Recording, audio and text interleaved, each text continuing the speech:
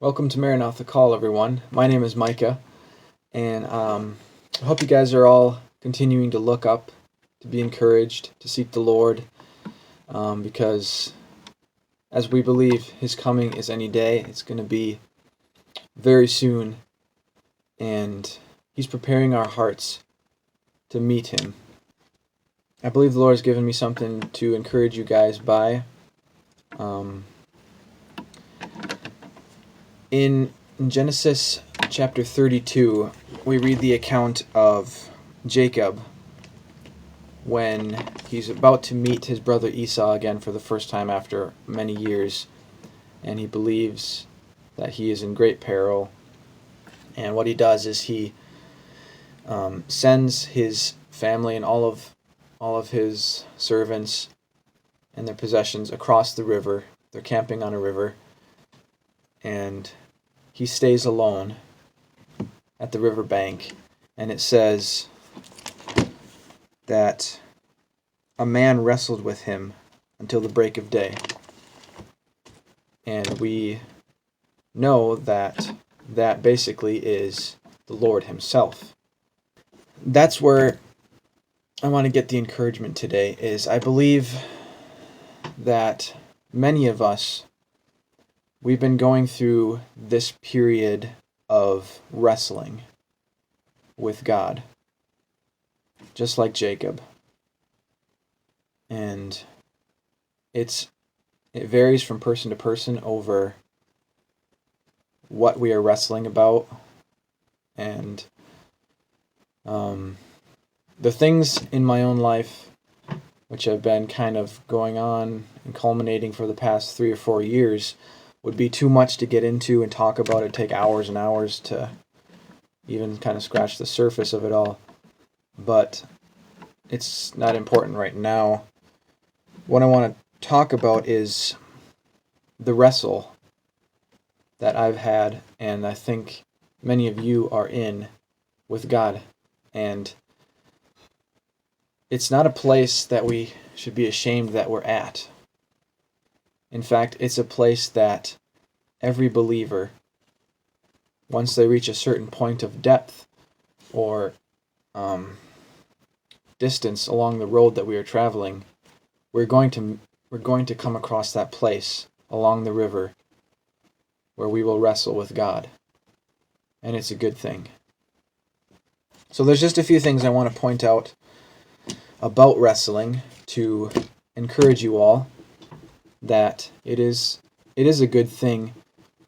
It is beneficial to us, though it is painful. And God is not displeased with us because we are at that point with Him. He's brought us there. So the first thing I want to point out about it is based on the story of Jacob, because I believe that's the picture God has given us, is that it happens in the dark of our night, when God is obscured by shadows. See, we kind of can come to this place where everything we have learned throughout our life, all the teachings, and all that we've sought God on, kind of come to question. And suddenly, things that seemed so clear before become like veiled in a shadow. It's as if God Himself is darkened and we cannot see Him clearly. So that's point number one. But also, along with that, is this wrestling is a part of our crossing the river, which is the death to self. Another picture is our dying on our cross. See, Jacob wrestled on the riverbank, and the river is very symbolic of our crossing over from the old life into the new man. And that is where we find this wrestling field. Only we can do our wrestling. We can't have someone wrestle God for us, and that without aid. In other words, it's just between me and God. It's just between you and God, alone. It says Jacob was alone along the river, and he wrestled with a man. So it's it's a time to not hold anything back from God,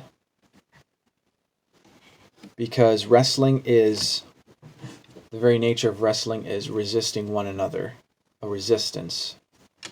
And those of you who have been going through it, you understand there's a resistance in your heart to what you see God doing.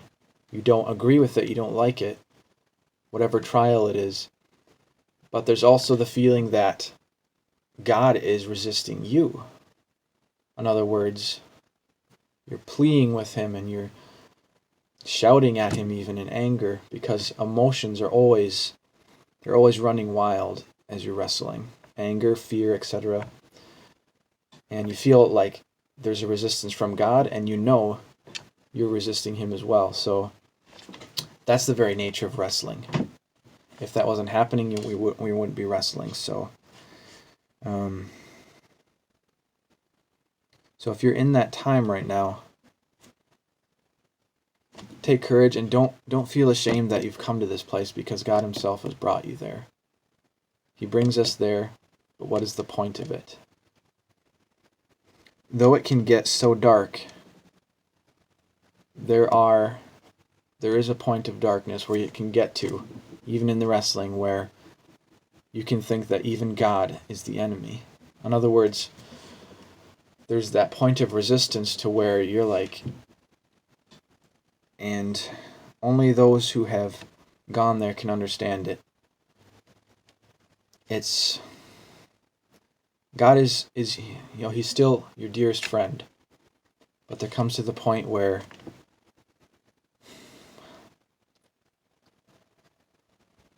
it's like it feels like the enemy. He feels like he's an enemy to you.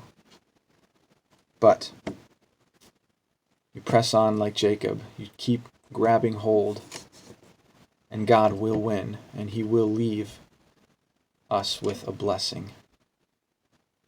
The blessings, I believe, the most important ones are intimate fellowship, a level of fellowship and knowledge and closeness with God that you can never get any other way.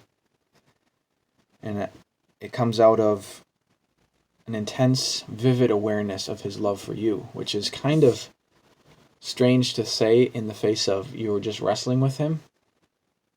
But it's true. Through that, you can just see his love like never before. It's just the way it is. So I hope my thoughts weren't too jumbled, but I just really want to encourage you. I feel like many in the church right now, it's a part of our preparation to meet God, because he's coming so soon, Jesus Christ. A part of that preparation is bringing us to that place of wrestling so that he can win out and be the sole ruler in our hearts. So if you're in that period, first of all, don't feel ashamed that you're there. Don't feel depressed because you're at this low place. It's a necessary place. And it's a place that you have to go farther, to go beyond the river. So keep holding on to God, just like Jacob. Don't let him go. He will win, and he will give that blessing. So God bless you guys. Keep looking up. Be encouraged. Seek God like never before, because his love for you is beyond comprehension. Endure the wrestling, and you will feel it and you will know it. God bless you guys.